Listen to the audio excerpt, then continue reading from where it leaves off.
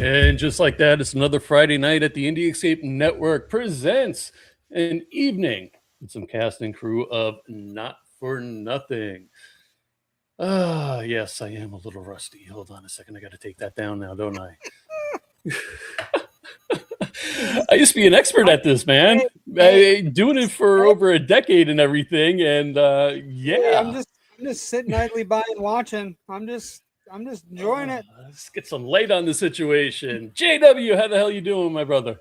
I'm good. I'm excited. I think I got to meet Frank once.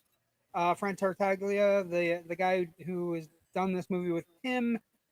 And I'm very excited to talk about this movie that's getting a wider layout now in streaming. It got a big release date out in California.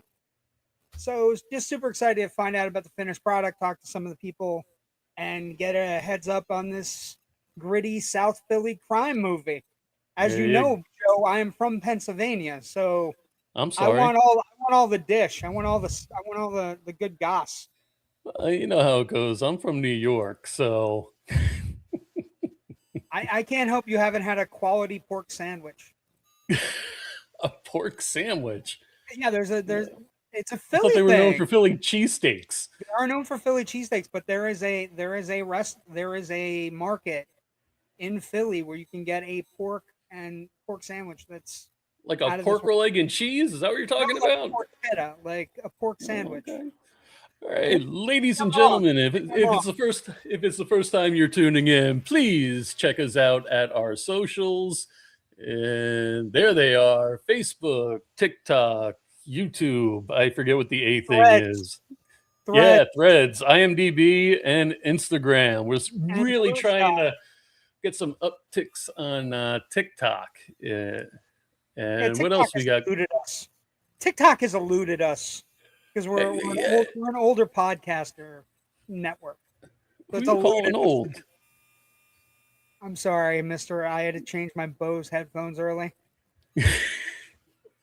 Let's run the trailer and get these guys in. Excuse me. Unlike you, I know how to do housekeeping. That's why I hate it. Let's get to it, man. Ladies and gentlemen, I got to change that time. Generation Movies starting back up in January. Mondays at 9 p.m. Eastern. I got to change that. And then we have Big Rob Reiner thing coming up. Big Rob Reiner thing coming up in January. And we have Loud and Nerdy Tuesdays at 9 p.m. Eastern, starting back up in January. Again, we got the rest of the year off, and also Symbolistic Cynicism with Gabe. So now I'm going to play the trailer. Thank you, boss.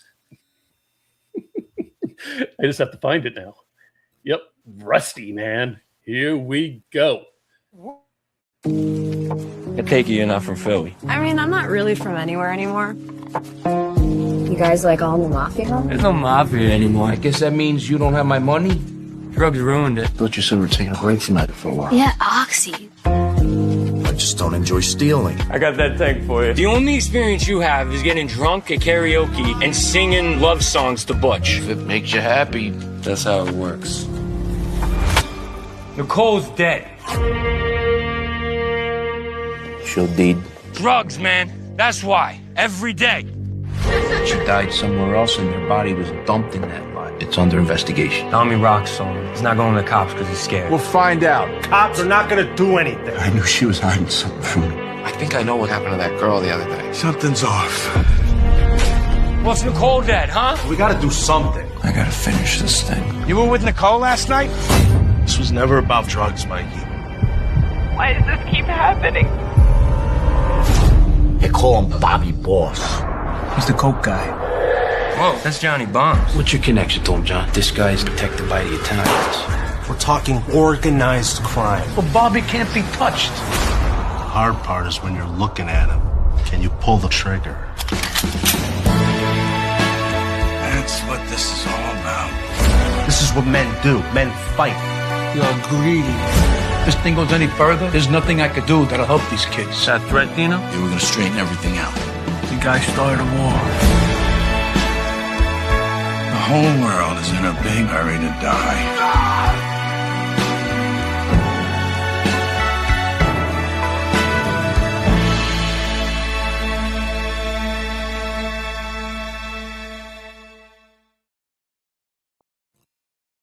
How awesome was that? Amazing. Really cool. I wonder if they know my friend Frankie the Forearm from New York. And he, my grandfather was a stonemason. Stop it. Just bring the people in. Go.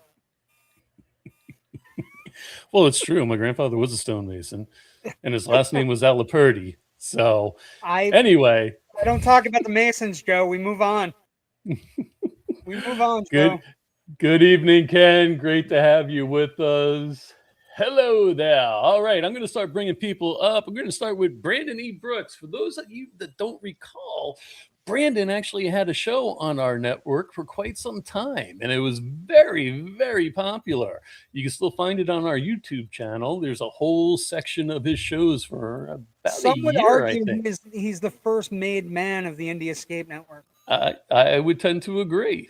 First made Absolutely. man. There's going to be a lot of mob talk tonight, so bear with us. Without further ado, Mr. Brandon E. Brooks. Hey, Brandon! guys. Hey, good evening, sir. Good to see you. Thank you for welcoming me back to the fold, guys. I appreciate it. Our pleasure. Great to see you. Appreciate it. It's been too long. We did this before a few years back, and I appreciated that, and appreciate you guys bringing us on now that we're streaming on a lot of platforms, and we're gonna have some fun tonight. I just want to say something really quick. I appreciate my old family at the Indie Escape Network again, like I said, for bringing me back in the fold. I wasn't sure if I was going to do this tonight because I just suffered some loss last week, my youngest brother. But I just wanted to be here for my Not For Nothing family tonight. So thank you. Sorry about your Absolutely. loss, brother. We're thinking of you. I'm going to bring everybody up, and then we're going to do a round table kind of thing, and everybody's going to introduce themselves. So bear with me. Oh, don't hit remove, hit add. Come on, you amateur. Sad watching it. All right. I think that's everybody. As of right now, let's see, 6, 8 people. Hey, say here if you're not here. Here. What's up, guys? So Brandon, What's do you up, want to guys? do some introductions, or you want JW to do them? I can give some introductions real quick. We got Mike Bash here. He plays Mikey in the movie. There we got Mike Gambino. That's Butchie out from the West Coast. We got Danny Donnelly, who plays Dirty Pete in the house. We got Nick Lanciano, who is Dino house, and Fearless co-director, co-writer, and a lot of other hats. Tim Dallin in the house. So thank you guys for coming. We also have a couple more people. I believe Pete Patricios and Michael McFadden will be joining us tonight. Hell yeah. Amazing. It's very much a sausage fest tonight, boys. Yeah. But it's okay. So let me ask you, Tim, you're the co-director, co-writer. Yeah. I gotta ask, like, if people are looking at Not For Nothing as a movie, what kind of movie are you aspiring to be? What are the movies that you watched as a younger filmmaker that said, I want to make this kind of movie, and I think I can do it with my Philly folks and get it going? Oh, that's a great question. So many answers for that. I try to be prepared, Tim. Yeah. First of all, hello everyone. Thank you for having us. Thanks, Brandon, for helping put this together. I mean, there's kind of the way you phrase that question. I have two answers. One is like the movies that inspired me when I was younger, just to be a filmmaker in general. And then there's another list of movies that sort of inspired Frank and I to make this movie in particular. We're Scorsese fans. We grew up on Goodfellas. That's a big one. But more specifically to this film, Not For Nothing, is a modern Mean Streets. Mean Streets is what I was going to ask you. That's absolutely Absolutely. That was a big one, especially for Frank, but we really kept coming back to it, and there's a lot of parallels, a lot to draw on there. So I recommend anyone who hasn't seen it, if you haven't seen Mean Street in a while and you haven't seen Not for Nothing, that's a great back-to-back double feature right there.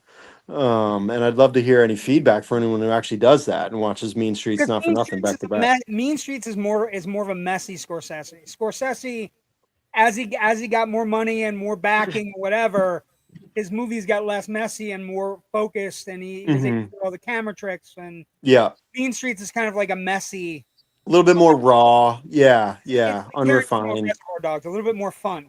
Yeah, A little bit off the beaten path, right? Yep. And there's so many others. I'm sure I'm gonna forget a bunch. Mystic River, even though it's a Boston film, has a lot of things that we drew on. This movie kind of has compartments. So like Mystic River really speaks to like a father-daughter loss, like old neighborhood, old guys from the old hood. There's a lot there. And then there's the whole Mean Streets part. There's a lot of different parts of this movie. Rocky One is such an iconic Philadelphia independent film before Stallone turned into Stallone the movie star, and Rockies and Rambos just kept coming out. But like Rocky One was a true indie. They made it for cheap. It was not a Hollywood film at that time, and there's heart and soul and grit in Rocky One that resonates with me still to this day, and that's some of that got sprinkled in. I could go on and on. I mean, there's things about that's a great that is yeah. spectacular. I mean, because that's part of when you're watching this trailer or you get to see the movie, which, by the way, available on Fandango at home right now, also available on Amazon Prime. Yep. For anybody who's interested, it is very much like knowing the corner bar in Philly. Like every corner in Philly has a bar, and every corner Philly bar has a certain set of people that are in it. Yeah. Right. You know what I mean? And I think that's the vibe you're throwing off. Let's bring in Mike. Let me ask a question to you. You're coming in. You're leading this. First off, you're wearing a Phillies hat. That's fine. That's fine. I'm changing them. Jesus. Do you think everyone thinks I'm from Philly because of this? No, it's the giant P on your head. Jesus. Bro, Frank and I talked about this hat so many times. We ended up doing this because we were like, we just can't. So like this is a hometown effort. This is like Yes. friends that get together and make a movie. Is there something inside of you where you go, now that it's coming out, now that everybody gets to see it, what are you most proud of? The ensemble, the way, and not just the actors, but the crew and everybody who came together, the family, the team, everybody who donated, everybody who came out, donated their time, donated money, but donated their time mostly. Everyone who came out. When I watched this, because I've seen it, I don't know, probably like 10 times, I just see family up there. And I feel like I've seen a lot of these types of films, and you can just tell. It's just like, okay, we took this actor and we took this actor and we put them together, and, they said some mob lines and so on and so forth, right? But this was family. And I was a new part of this family. A lot of these guys, Danny, Brandon, Nick, everybody, they all knew each other and they all played together for years. And so they welcomed me. Wait, is that stressful coming into an ensemble that's already kind of it wasn't because Tim and Frank and I had connected two years before, maybe 2 years before. And so when it all happened, it was like I felt really good about coming out there and I felt really welcomed. And then Danny, especially, and Gambino over there, we bonded. We bonded so quickly. And then you have other people like Nick. I'm always just gonna remember when we were sitting at the bar and I was talking to you and you were just kind of like, why is this kid talking? But like immediately everybody just like accepted me into the mold of Philly, into South Philly. And the Tartaglias especially. Oh my God. Like shout out Connie, shout out Joe. Yeah. Joe and I, Brandon, with you, we got to interview him before he passed, and I think it was a real fun interview because I was doing a lot of movie questions for him, just like movies he loved, and I think he had a Spielberg thing on his wall, and him and I bonded over that immediately. And he was the kind of personality you could just kind of like you were gravitating towards, kind of like I am in my circles, right? Where like it's a force of nature kind of thing. With regards to, Can I pose a again. Can I pose a question, JW, real quick? Yeah, sure, absolutely. I just wanted to let everybody know that Mike Gambino has to leave a little bit early from the podcast, and this is his first one with us about the movie. So I just wanted to pose a question to Butchie.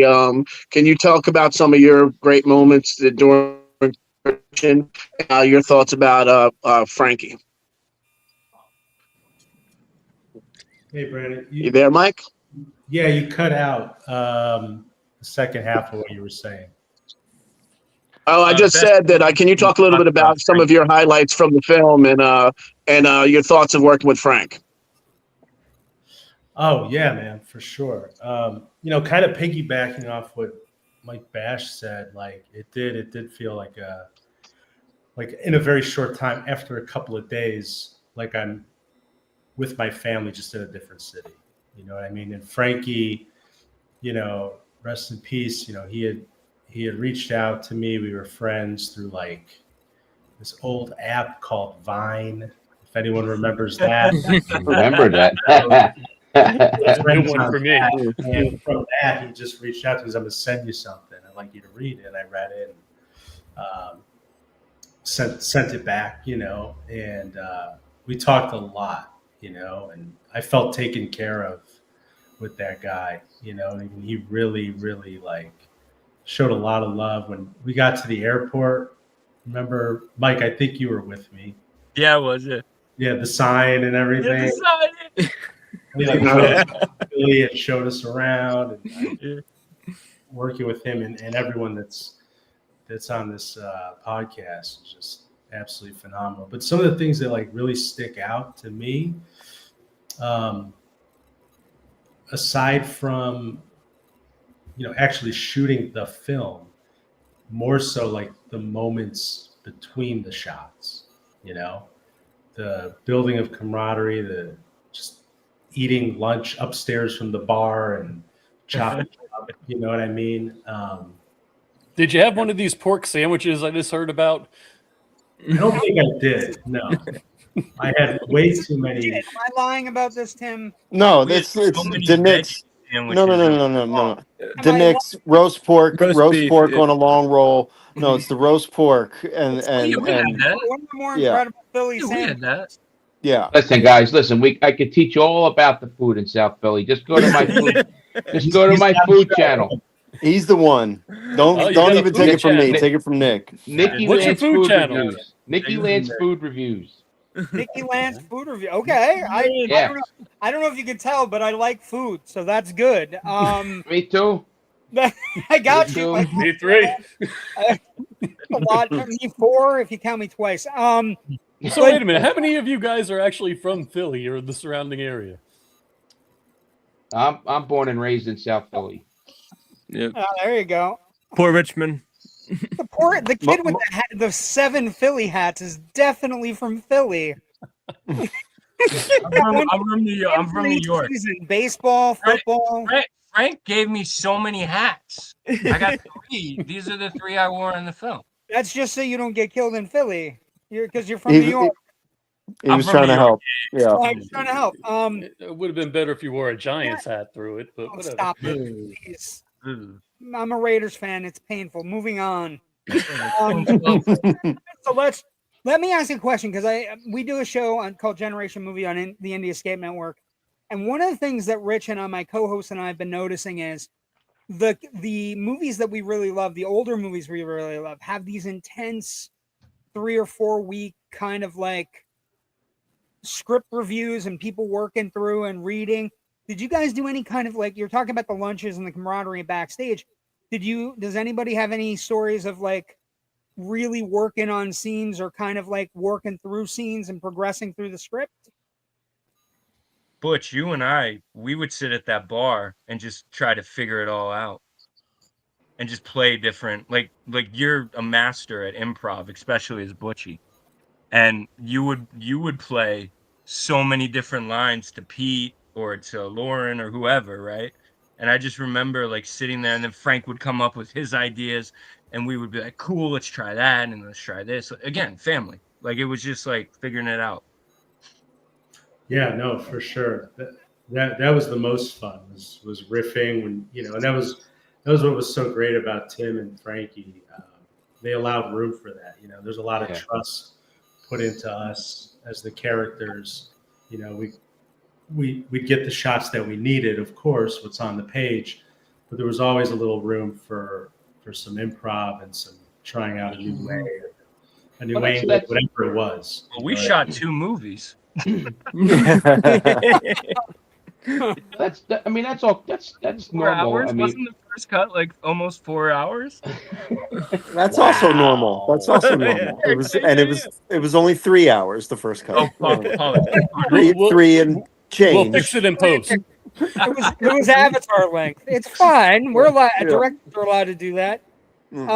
Danny, nobody's talked to you. You haven't said a word. I'm going to ask a question now. I'm just listening. You're like, I'm just staying out of it. I don't want to let anybody know I did anything or anything happened.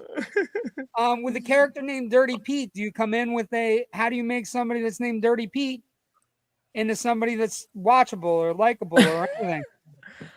It's talking to the directors. I mean, they know the character before I get to know the character. So just picking their brains. And Frankie telling me, like, I believe Dirty Pete's a real person. I didn't meet him, but it's based on a real guy, I'm guessing, from what Frankie told me. And it was he just got the name because he basically sold fucking skunk weed. Like, that was his whole thing. So that's why it's called Dirty Pete. But the more so, it was the interesting background that they developed for Pete. Like, he is a vet. He served his country. He suffered from some PTSD issues, and there's some stuff going on underneath. That's why he's so quiet, but it's kind of like having that weight of it.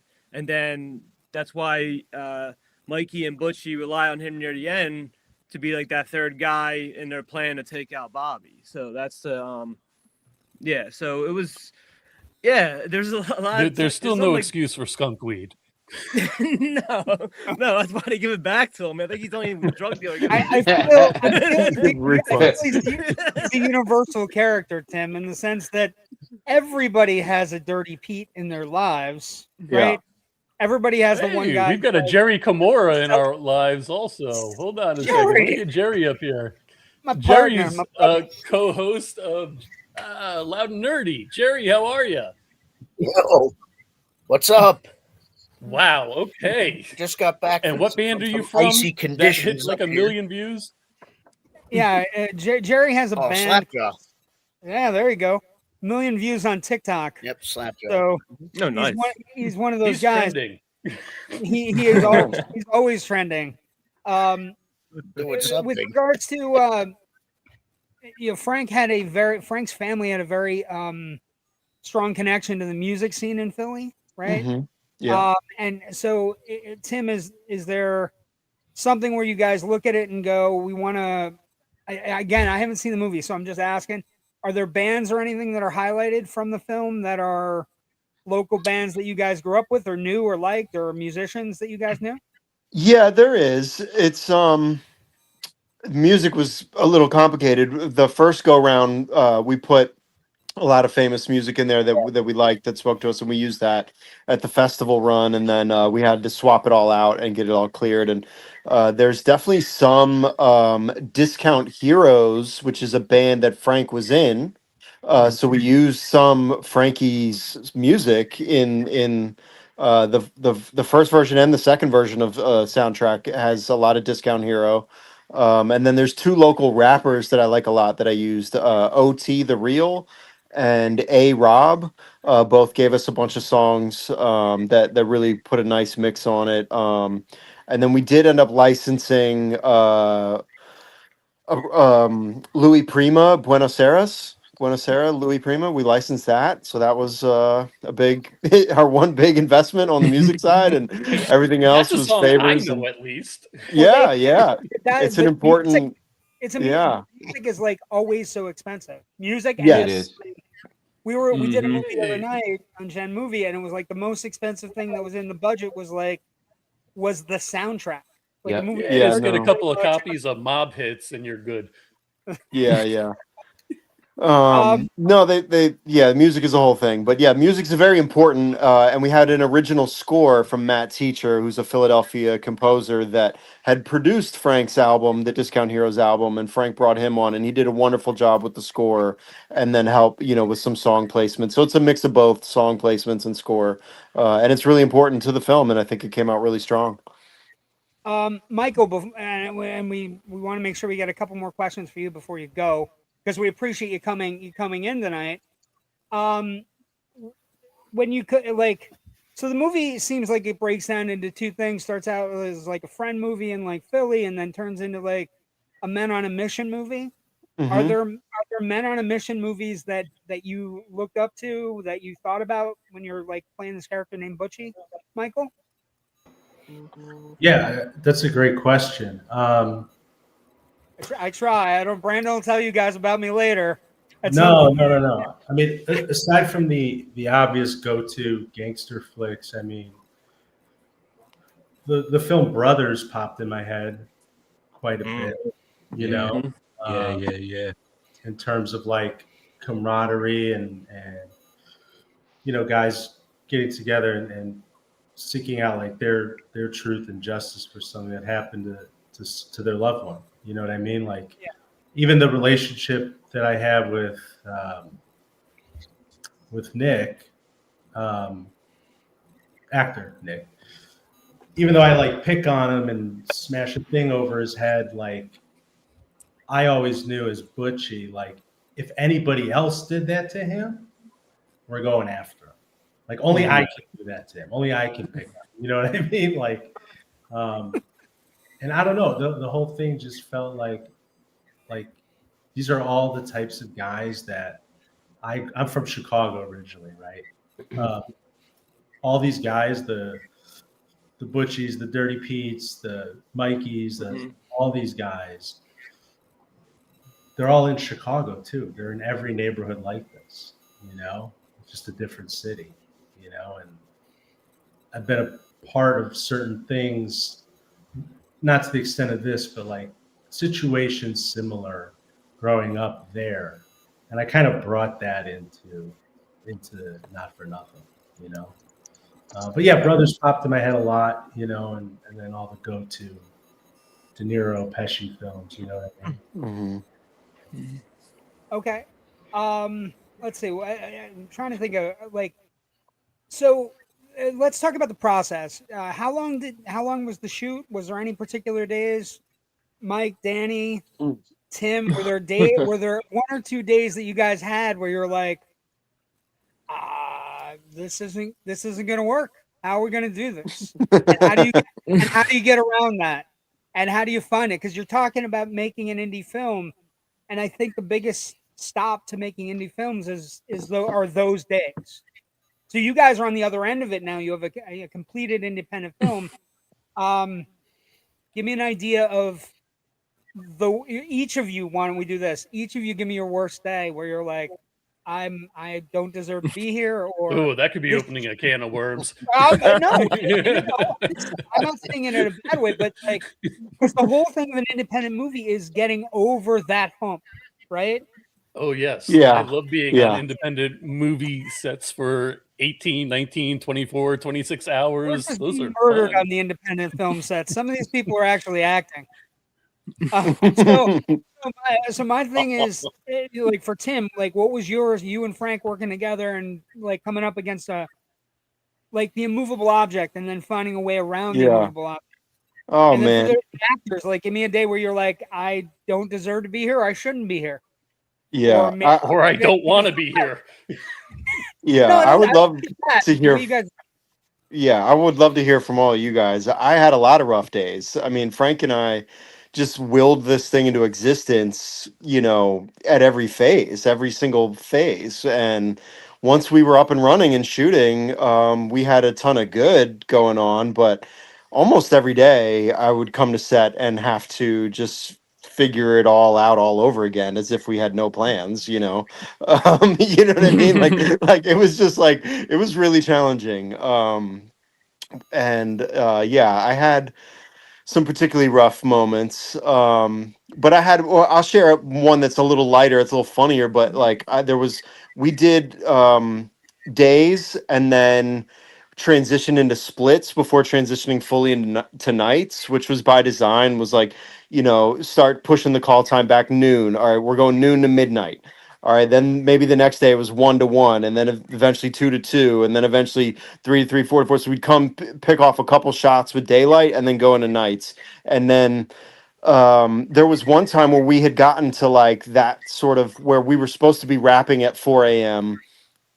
We were definitely in overtime. It was probably 5 a.m., maybe even 5:30 a.m. And it had been a long week. It was like the Friday night after like 5 days of these long nights.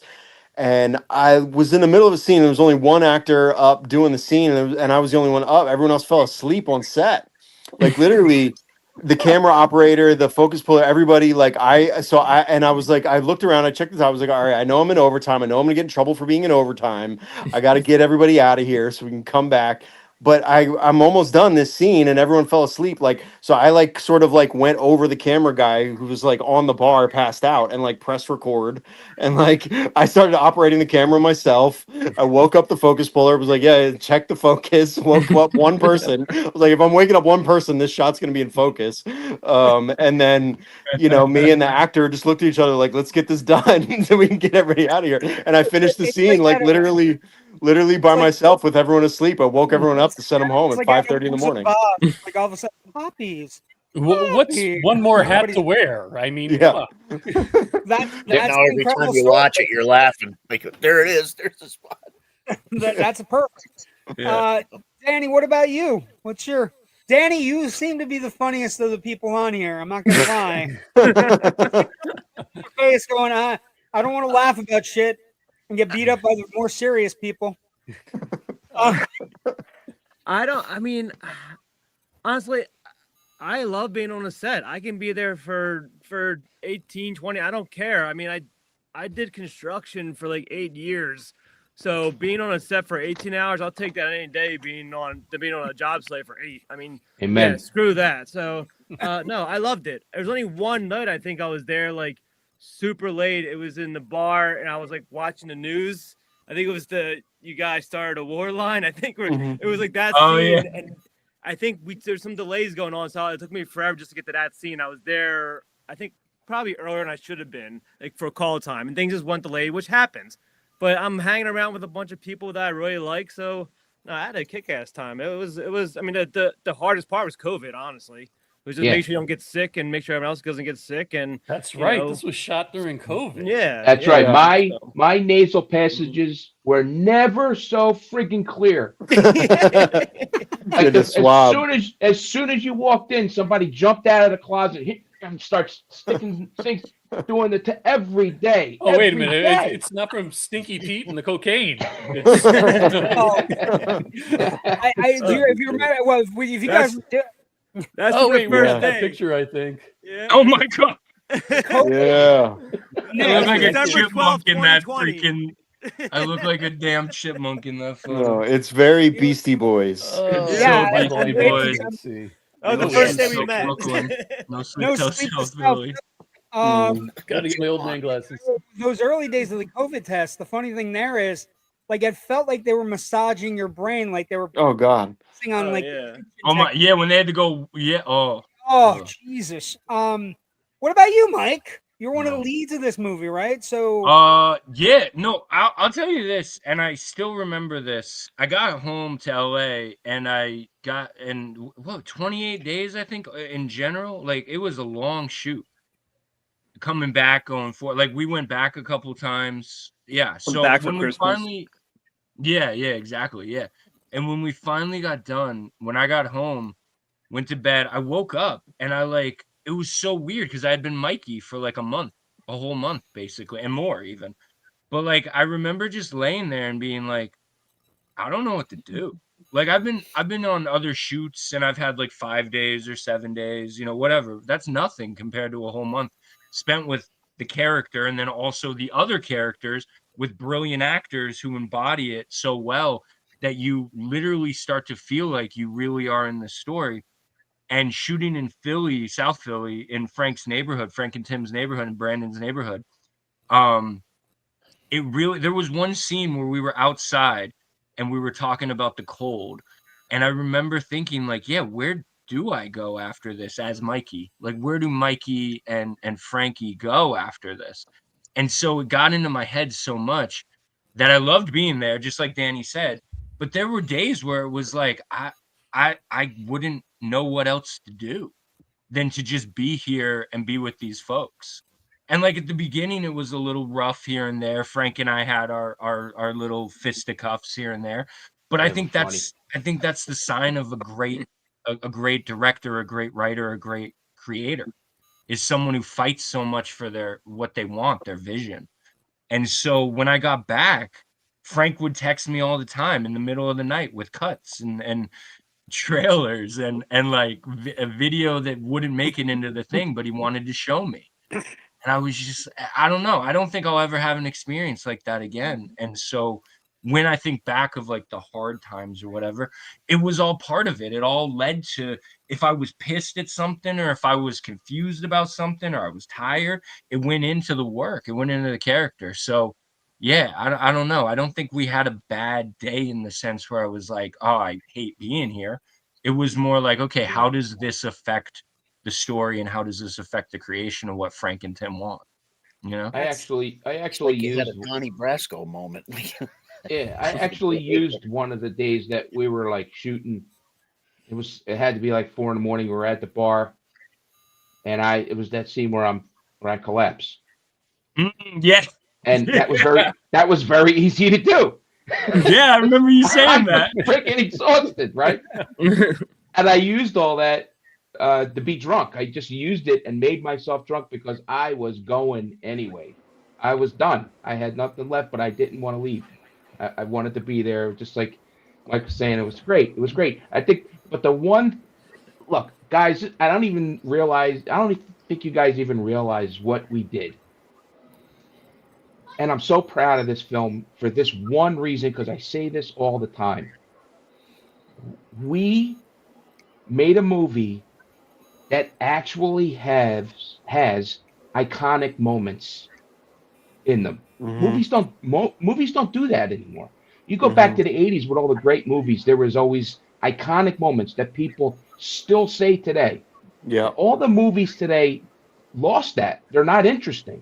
The characters and the way everybody played their characters and the iconic moments in the film made this so special. And it just proves over and over that you don't need billions of dollars and a gigantic crew to make a really good movie. It's just proof.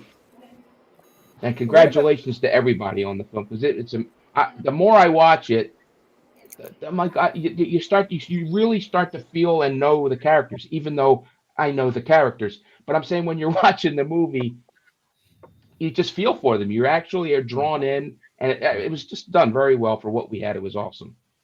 Yeah, I just watched. Oh, sorry. I was just gonna say real quick. I just watched Stealing. What was Caught Stealing? That big. And I was watching, and I was like, this can't compare to what we did. Because, again, like I said, it's like you bring a bunch of actors in and you just give them the script and then they do what's on the page. And it was like, it's not alive. It's just not alive. It doesn't compare. Similar, like, grit that they wanted to go for, but they didn't get there. Yeah. And that's an attribute to... What about you? What about you? Because you're the quiet one. You have your mic muted. What about you? Was there a moment where you were like, I don't know, we're going to get there. I'm trying my hardest. Who are you asking? Michael. Gambino. Before he leaves, I don't want him to leave before we've asked a couple questions. I don't want to waste his goddamn time. It's very serious. Say that again. Sorry. Yeah, no worries. Was there a moment for you where you're like, I don't know if we're going to get there, or I don't know that I can get there? No. Honestly, there was not. I was a little nervous when I first got there, first day or two, because like we're our worst critics is me to myself. I'm like, oh, they're gonna replace me. I'm out of this place, and then something just clicked. I don't know, but no, I never felt like, kind of like what Danny was saying. Like, I love the long days. For me, they flew by. I made the mistake of buying some brand new black Doc Martens that I wore in a lot of the film. Those hurt a lot, especially when it's like 0 outside and they're brand new boots being broken in. So my feet were killing for like 50% of his shoe. But aside from that, and you can even use that pain and bring it into a character. Use all of it. No, we just had so much fun, man, and like the camaraderie and the long days, and then seeing that it's done, and the day's been accomplished. We got what we needed, Tim and Frankie got what they needed, really. I went to sleep happy every night I was there, really. Aside from the first day or two, you're a little nervous. Everything's kind of new. You're in a new city, new people, and you got to start screaming and yelling and at people you don't know, you know what I mean? And then it's just a regular Tuesday, Yeah, Mike, when we would meet in the hotel in the morning, you were the one who kept me like super positive, because like just talking to you every morning that's what I needed. Yeah, morning coffee downstairs and go to work. Yeah. Mike, we know you have to run, and we know you're going to duck out. We appreciate you coming on, talking about this very important independent film and your part in it. And where can people find you, or what you're looking to do, or you have anything going on like a food review page we're going to talk about later more? No food review pages for me. I have the palate of a 10-year-old. It's like chicken nuggets. Yeah, right. Exactly. Like Chicago deep dish pizza and like pasta. You don't want me to review that food. If it's not that, I'm going to give it a bad review. Coming up, I'm really just working with my wife on a project that we've been putting together for a couple of years. This movie we're trying to do, and we got it out to some people that are showing a little bit of interest, so that's exciting. And aside from that, aside from the daily grind of auditions, doing a little stand-up again here and there, but nothing booked as of now. But my Instagram, I guess, is Real Gambino Show. A lot of family photos, nothing too exciting there either. No, but I tell you what, when you and your wife get your movie off the ground, or if you want to come back on Indie Escape Network anytime, you are fully invited to come on, brother. We appreciate having you tonight.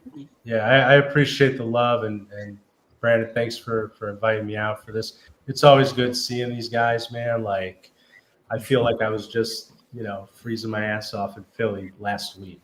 And, thanks for coming on, Mike. Thanks for coming on, Gambino. Happy holidays to you and your family, man. I love you, brother. Thanks for playing Butchie. Love you guys. Thanks for the chat.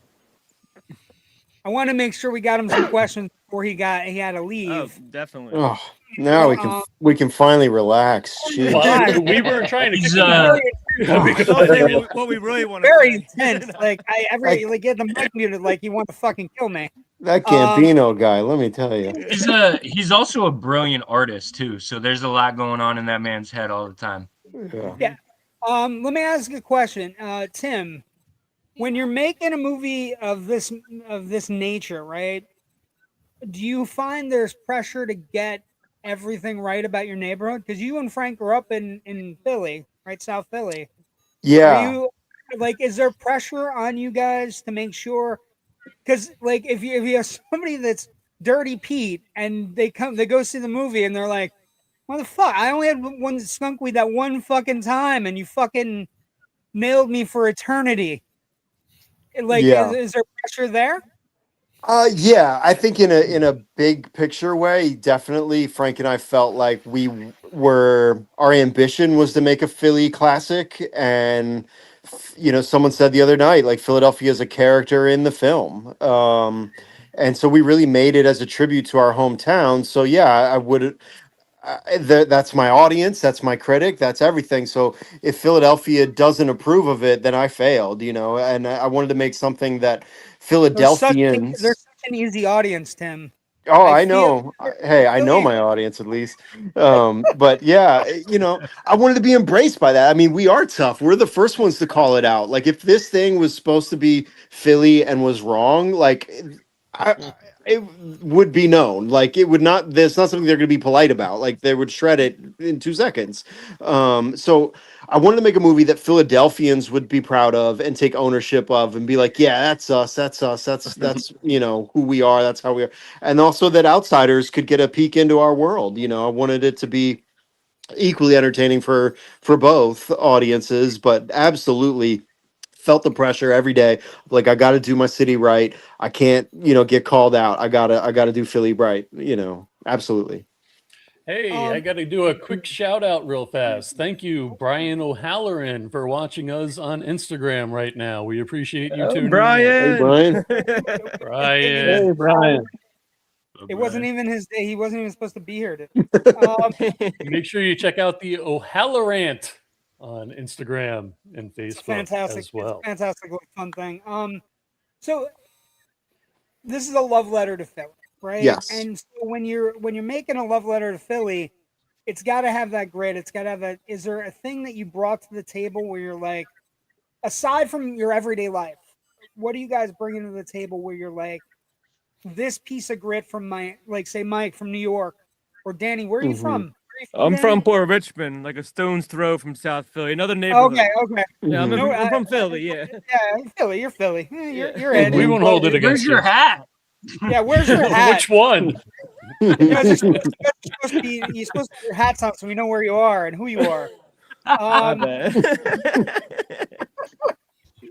Go Birds. What did you? Oh God.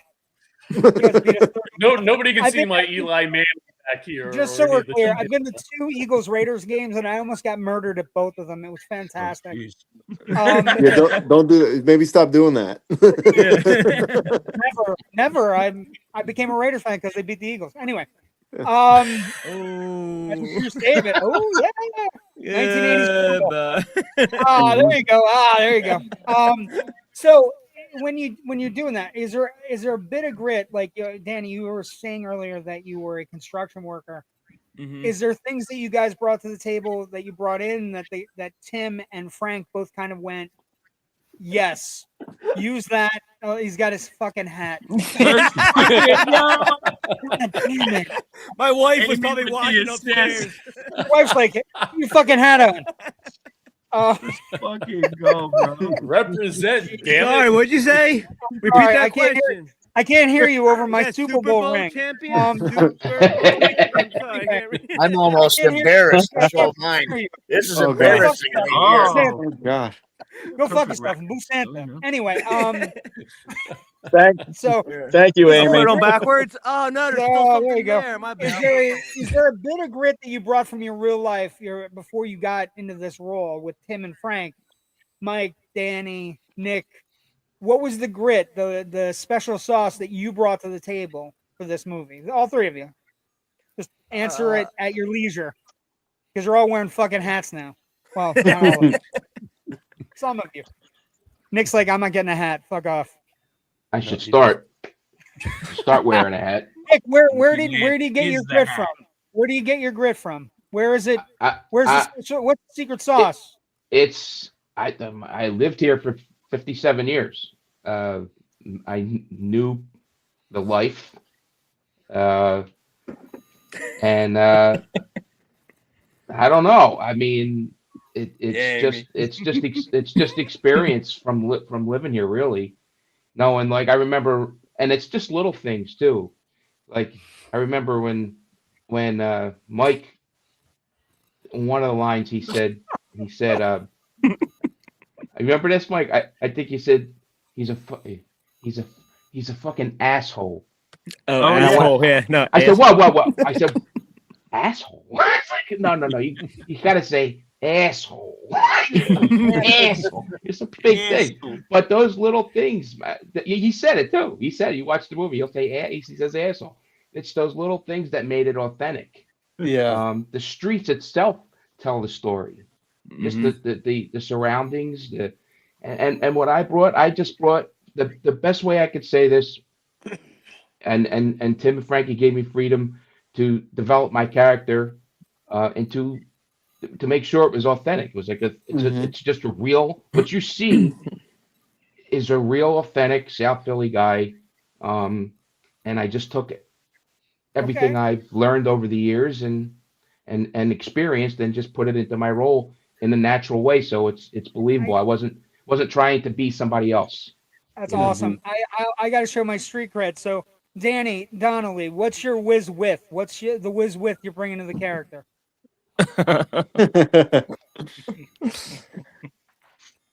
So what did I bring to the cat? Well, I literally wore my work boots. So the boots I wore in the movie are from my construction boots.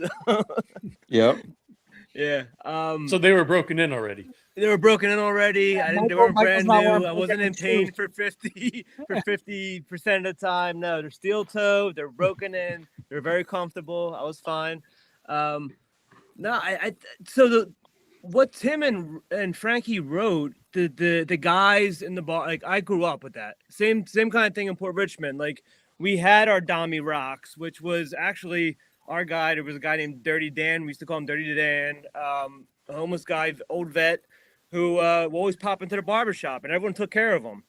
You know, he was the guy everyone took care of, and everyone knew him. You know, he said hi to everyone. And then the camaraderie with all the guys. Like I grew up with the same 10 guys since like kindergarten, hanging at a playground, and you know, you can make fun of each other. Like you can say the worst shit to each other, but if someone else said it, then there's a fight. So it's like, you know, you had that love, and that was in the script. Obviously, you saw it, ball breaking and stuff.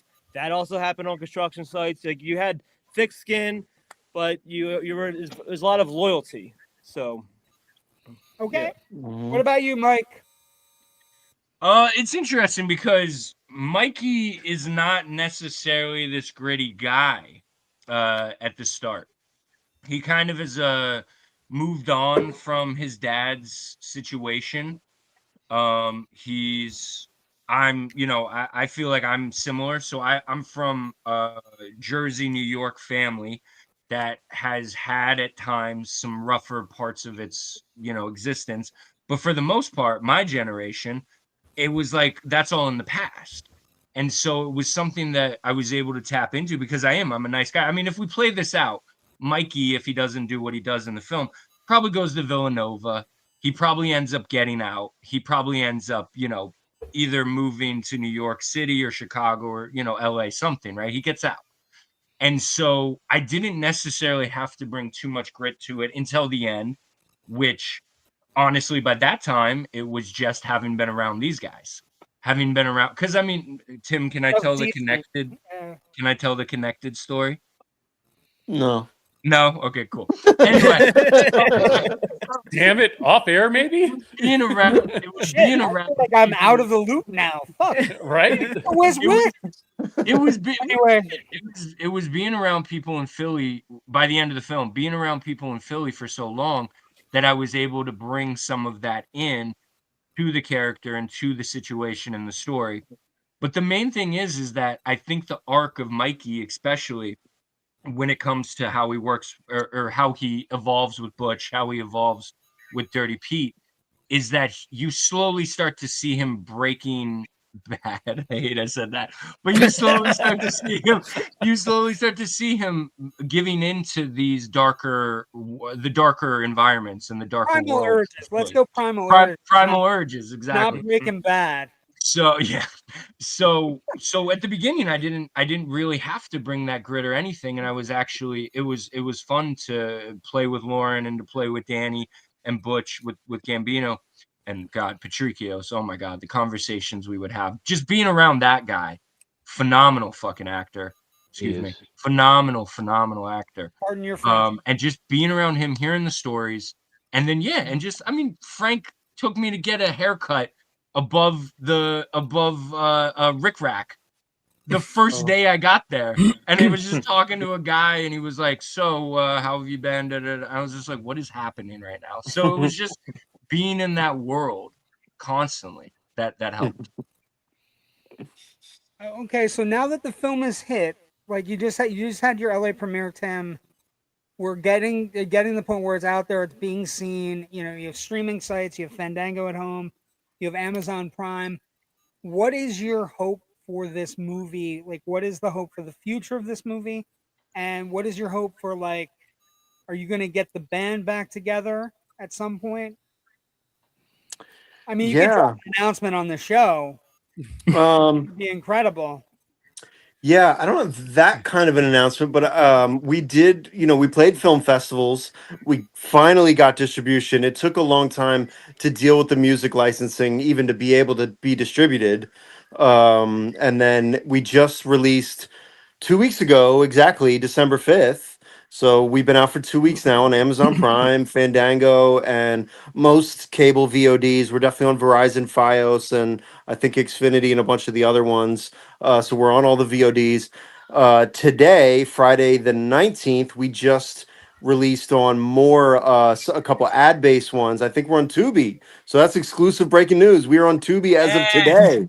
Oh, wow. Hell yeah, dude. Unannounced. That's We're announcing it. awesome. Yeah. So big breaking news announcement. For indie people. We do a segment on our show, Loud Nerdy. Jerry and I do a segment. It's Jerry's segment where he picks the oldest, craziest 80s horror films, and almost every single fucking one of them is on Tubi. So it is a great place to be. Hi, Joe. Hi, what happened? That wasn't intentional at all. I heard a beep, and I want to be on Tubi too, bitches. Yeah, we're coming over. It's like very three-dimensional of you. But yeah, Tubi wait a is minute. I'm a professional. You are. I agree. I don't know what the fuck just happened. I'm just. Neither do I. There was something in my mouth. I had to spit it out. I thought I hit the camera button, but I didn't. You did not. You did I not. need a drink. That would have been great. We all need a drink. So let's go around. Before we've held you. We're right at about an hour for you boys. I don't want to hold anybody up in case you have to go places. You have people to get drunk with. I mean, you guys are Eagles fans, so there is cause for that. So what do you got going on, Mike? What are you working on? Let's bring them full camera so we can. Oh, where can people find your stuff? What are you doing? Well, I just actually I missed the premiere because of this, which sucked. But I just shot episode of Law and Order SVU that'll be out next year. Which is cool. Film wise, I have one where I play a dad of a 19-year-old, so we'll see how that goes. I don't know how that's going to be, but that's a darker indie film about college and suicide. It's probably not one that people are going to watch like a ton of, but that's coming out. I don't know. I was lucky to have a couple earlier this year. I did an episode of FBI, so I'm on FBI. And then yeah, I don't know. I'm working on a couple things here in the new year. I don't have anything super exciting other than that. SVU is kind of exciting, Mike.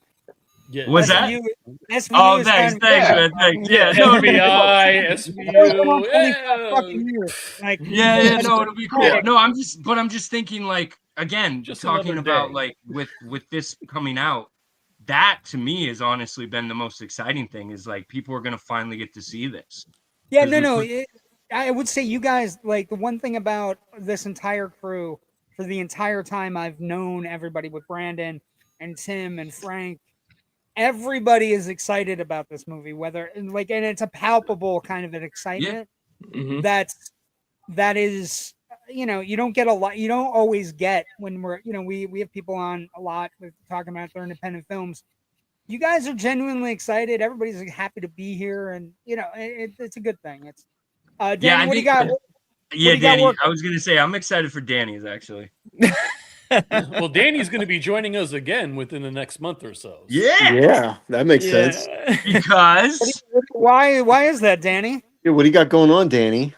Yeah, Danny. Yeah, Danny, what's happening? Danny. What are you shooting or 30? I have a feature film as well. I directed that's out. My wife Amy Teresa wrote and stars in as well. I directed it. It's called Last Known Location. That's out now. It's been out. It came out at the end of last year, and it kind of blew up on Tubi and became really popular. And then was in the top 10 on Amazon Prime in the beginning of 2025. So nice. It did really well. So now we're trying to go off the momentum of that into our next feature film. Looking to shoot next year, possibly in New Jersey. Yeah, so that's, as a filmmaker, that's happening, and as an actor, I'm still just auditioning. Had a couple auditions just come in literally tonight, so I have to do one tomorrow. So some good things, but definitely focused on the next feature film, and just very excited that Not for Nothing is finally out. So I was kind of making Last Known Location around the same time this was happening with Not for Nothing. I was acting in Not for Nothing, so it's just, I feel like Tim and I were kind of both going through it as also filmmakers, and it was just, and it's very hard, very, very hard to make a film, an independent film. And I just really hope people appreciate the work that goes into filmmaking.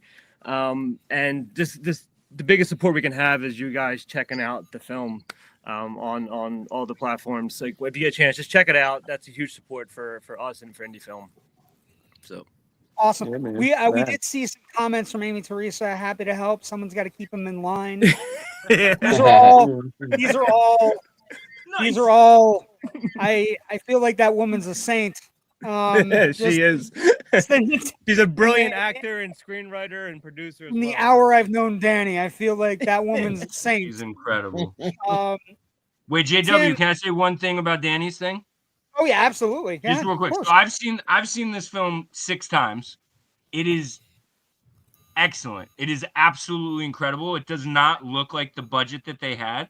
It doesn't look like they shot it for what they did. It looks beautiful. It's one of the better scripts you'll ever see in an indie film. So and what's the name of the movie, Mike? Last Known Location, baby. On Tubi. On Tubi. And it was number 7. He says top 10. It was number 7 on Amazon, which is insane, bro. That's like up there. Danny's modest. Danny's modest there. Yeah, Danny's Last Known is dope. Right? We got to work on for you this year. I have nephews. I have young nephews, so you got it can't just be 7. It's got to be 6, 7. 6, 7. Well, I appreciate the love, but be sure to go check out Not for Nothing. Let's get that up into the top 10. Yeah, Not for Nothing and Last Known Location. I like what you Tim, did there, Danny. Nick, let's go to you, Nick. You've been quiet. You got the Tombstone poster behind you. I'm terrified. You got Superman the movie too, as well. I see. Superman the movie was my inspiration. That's what started me making movies. And Talk if you see Coffee with God, baby. Coffee with God, that's my movie. That's on Amazon Prime and Tubi. Also, it's on 15 different platforms, I think, at this time. Awesome. But let me tell you, just acting, just being able to act in Not for Nothing really felt good. It really did. Like, felt right. I didn't have to worry about anything. As a filmmaker, Danny knows he said it. It's very hard, and you got 20,000 different eagle hats that you have to wear, and it really felt good to just act. It was really was able to take everybody's talent in. It was amazing. I am working on another movie right now. I'm not shooting it. I'm actually writing it, trying to finish writing it, and then find the funding, which is everybody's pain in the ass. And every filmmaker's pain in the ass unless you're rich. But that's our plan is to start shooting next year also. But that's a plan. We have to see how it goes. Nick, Other than that, I am all over social media. I'm all over the place. Page, Nick? What's the food page?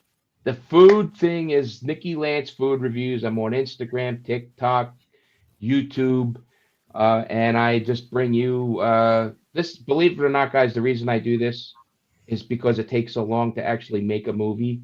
I need to do something in between, or I'll go nuts. You got to eat. Yeah, it makes me absolutely nuts that I can't. You know, if you're a painter, you got an idea, you could pull out a canvas and paint it. You're a filmmaker, you get an idea, you're talking 3 years before you, you know, if you don't have the funding for it, it just festers in there. So you need to do other things. So what kind of places are you reviewing? Oh man, all South Philly places, all over. I'm all over. I'm all Pork over. Nick sandwiches. is the Philly. Nick is the Philly Gaspietti. Nick is the Philly Gaspietti. Before we get to Brandon and before we get to Tim, who Brandon's such a good friend of the network. I'm going to put the guys on the spot. Maybe it won't be, but for the Philly guys, all you guys are in attendance. Pats or Geno's? Either one. Neither for me. Yeah. None. Look, it's the cool thing to say that nobody goes to Pats and Geno's anymore. Like, it's the cool thing to say that. But listen, if I go there and you give me a cheesesteak from either one of those places, I'm going to sit down and I'm going to eat it. And it's going to be great. It's just that there's a different cheesesteak now. The old school cheesesteaks, which is Pats and Geno's, and now the modern cheesesteaks, which is Cooper Sharp, and the sandwiches are overstuffed, and they're awesome too. Don't get me wrong, but I'm never going to say Pats and Geno's sucks. I was putting up a big story on my Facebook page the other day. Fat guys everywhere should rejoice. They just had a thing where it basically said, eating cheeses that are full with fat get you past dementia. And I was like, this is a health study I can get behind. But it will also bind you up. I want to clarify. When I said neither, I didn't see that they both. They're not bad. Just the one I grew up with was the corner neighborhood pizzeria. Yeah. That was the solid cheesesteak that I preferred. So I never liked, me personally, Pats or Geno's. That's a politician there, Danny. I see politics in it. It's like I didn't say anything bad. You see what Pats and Geno's. What I'm saying is Pat and Geno's is not enough. What Pats and Geno's was great for was late night. You're out 2-3 o'clock in the morning. Oh no, that's White Castle. You stop over and you get 3 o'clock in the morning. Oh yeah. When you've tied one on. It's a real nice. White nice Castle, experience. Except and they in shoot the your line. food down one of Tim, those where'd you order for the us? Nights. So all those late nights that you were eating White Castle, we were getting good cheesesteaks. So yeah, where was that? So our late night meals on set, we were getting from Oregon Steaks. Oregon Steaks. Yeah, Oregon Steaks, because they were open late and they had great stuff. So you had good craft services, great craft service. The crafty, could have been better, but the late night cheesesteaks were great. Everyone was so happy with the Oregon steak. I'm down here in Florida. The best cheesesteak I can get is fucking Jersey Mike's. So. That's it. No. You're better off in White Castle. Stick to White Castle. Yeah, stick to White Castle. Well, we don't have that down here. They're not licensed. You're screwed. Now that you're this is finishing up, what is next for Tim? What are you working on? What's the next step in your endeavor? Great question. Thanks. I've wanted to write a new script for a couple years now, and I've got ideas, but I just couldn't sit down and focus on writing something new as long as I had a to-do list for Not For Nothing. I had to get it all the way out. So it's finally out and it's been distributed. It's yours now. It's not mine. It's the world's. It's, for the audience. So you guys can go have it. And then I'm working as a producer in LA. So I'm going to keep producing some projects. But I'm probably going to write and direct another film, hopefully within a year or so. And my next film will shoot in Philadelphia. This is my daughter, Tallulah, who just popped in. You want to say hi to everyone? Hello. Hi. Got excellent taste in shirts. Excellent taste in shirts. Wow. Right here, we're at a Hanukkah Well, party. she was not born when we started this class. Happy Hanukkah. Nice. Happy Hanukkah. Happy Hanukkah. I got a sewing kit. That's cool. That's I awesome. love that shirt. Lula, I'm gonna make you jealous. Look. What's that? Back to the Future. Oh, the Back to the Future car. DeLorean. Wait, That's the car. that's from my school. That's the one. That's from my school. I didn't mean to steal it. I'm sorry. John, you weren't supposed to show my Christmas present that you were sending me. I shrunk it. You Now I shrunk saw it. it. You shrunk it. Tim, I'm very excited. You shrunk it. Thank you. I shrunk it. I stole it. Brandon, what do you got going on, buddy? Because you're sewing. Oh, Sewing kit. Awesome sewing kit. Sorry. Awesome sewing kit. Go for it, Brandon. Just doing a lot of writing. Just before I get to that, can you hear me? Yeah, we can hear you. Can you hear me? Okay, cool. Can you guys I just hear wanted to before I get to upcoming, I just wanted to give thanks to. You can't hear now? No, we can hear you. You can't hear me? Okay, cool. I just wanted to give thanks to all the film festivals that hosted Not for Nothing, starting with the Philadelphia Film Festival. We played in Reading, we played out in LA, in New York. All of those. Thank you to all of those that hosted us and supported us. Also to Buffalo 8 for distributing this film. So the masses can see it via streaming, and just all the cast and crew that I was blessed to cast through Frankie and Tim. Everybody that's not here, the leads like Mark Webber, Lauren Rivera, Al Sapienza, Vic DiBitetto, anybody, Carmine Yusko, Mike McFadden that couldn't make it tonight, Peter Patricios, who was mentioned.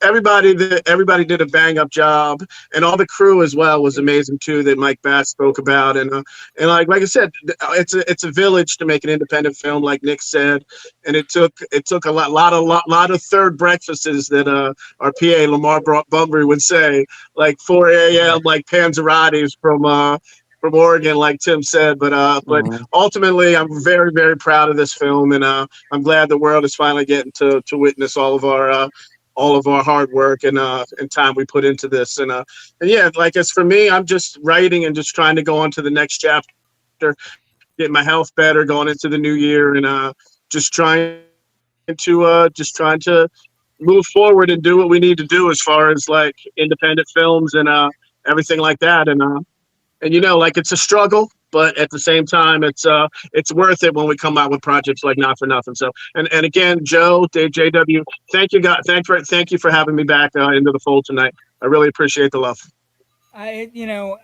Brandon, it is always a pleasure to have you on the network. You're always welcome back. The movie's Not for Nothing. It's on Fandango at home. It's on Amazon and now Tubi. Which is exclusive breaking. Yeah, boom, breaking news. Was Muppet news. The movie's Not for Nothing. We want to thank everybody for all you guys that showed up tonight. We appreciate you coming on, gracing our network with your presence. Is a very. We realize how important the film is to you guys and how important it is for us to take it, very seriously and want you guys happy and everything. And I just want to thank Brandon for putting it together. I want to thank Mike. I want to thank Tim. I want to thank Nick. I'm going to look for the reviews. Danny, I'm going to go watch the movie tonight. So we're gonna talk. And dude, it's for excellent. us, so we do a show called Generation Movie on the Indie Escape Network every Monday night. We do classic movies every week. In the beginning of January, when we get back, we're going to be doing Rob Reiner. Jerry and I do our show on Tuesday nights called Loud and Nerdy, and that's just Chuckle Fest and us acting like, what the fuck is going on? Why are they making a reboot of that? Talk, old man yelling at clouds. And we do a Twilight Zone redux. We're 3 years in on watching every episode of the Twilight Zone. Wow. Yeah. So what I would say to you guys, if you like, the thing that you would notice when you watch a lot of Twilight Zone like we do, the show is incredible. Like, and it's just one of those shows. It's a perfectly encapsulated movie in 25 minutes every week. And like season 3, we're in the middle of season 3. There are so many classic episodes. 5 characters in search of an exit. Nothing in the Dark, which is the Robert Redford as Death episode. And he's learned how to do it. But we do that every Tuesday night as well. I want to thank the cast and crew, and I posthumously want to thank Frank for his endeavor and everything that he worked to get to do. The one time I met him, I told Brandon this after I met him. Him and I would have been close, fast friends. And I just, because we were bullshitting movies behind the scenes, like, what do you like about this? Why don't you like that? How do you like this? What the fuck? So it was like, we had a good long talks, and I just want his movie to get seen. I want Tim's movie to get seen, and all you guys to get the recognition you so richly deserve. Not for nothing, streaming everywhere, and I just wish the best for you guys, and I hope everything works out. I want to thank Joe for putting this together. I want Joe for letting me run my mouth. Jerry for coming and making me look less pretty, because Jerry's prettier than I am. And thank you guys for coming tonight. We appreciate you so much. And thank you, Joe. Thank you, JW. Thank you. Thank you, everybody. Happy holidays, everybody. Be safe. Be safe. Happy Kwanzaa. Happy Hanukkah. Thank you, guys. Happy Hanukkah.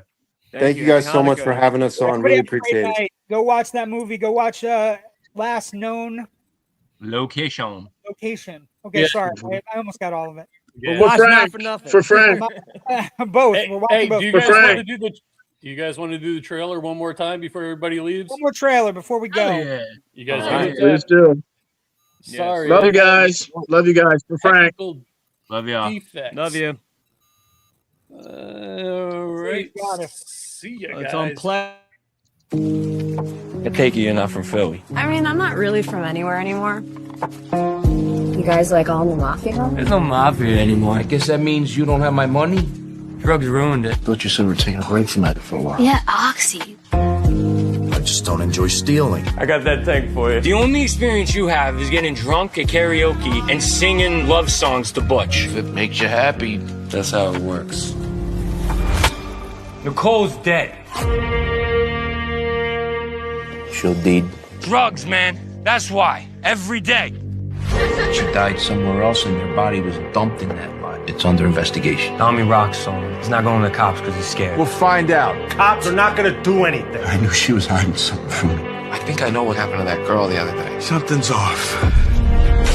What's Nicole dead, huh? We got to do something. I gotta finish this thing. You were with Nicole last night? This was never about drugs, Mikey. Why does this keep happening? They call him Bobby Boss. He's the coke guy. Whoa, that's Johnny Bombs. What's your connection to him, John? This guy's detected by the Italians. We're talking organized crime. But Bobby can't be touched. The hard part is when you're looking at him. Can you pull the trigger? That's what this is all about. This is what men do. Men fight. You're greedy. If this thing goes any further, there's nothing I could do that'll help these kids. Is that a threat, Dino? They were gonna straighten everything out. The guy started a war. The whole world is in a big hurry to die.